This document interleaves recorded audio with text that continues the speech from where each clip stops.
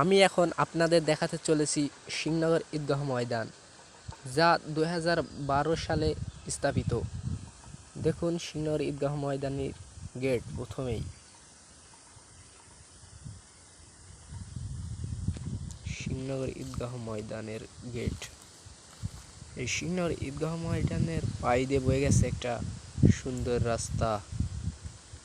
রাস্তা।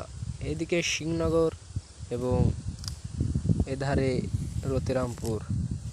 এই রাস্তা সিংনগর ঈদগাহ ময়দানের চারিদিকে আছে সুন্দর ফসল এবং মাঠ।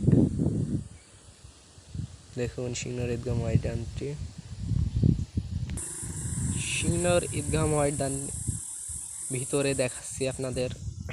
ভিতর দেখুন, সুন্দর সবুজ ঘাসে ভরা, সুন্দর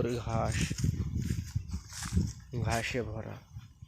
এই মাঠটিতে কমসে কম 4 থেকে 500 মানুষ নামাজ পড়তে আসে ঈদের দিন। চারিদিকে প্রাচীর দেয়া। দেখুন সুন্দর মাঠ আছে পাশে, চারিদিকে সুন্দর মাঠ।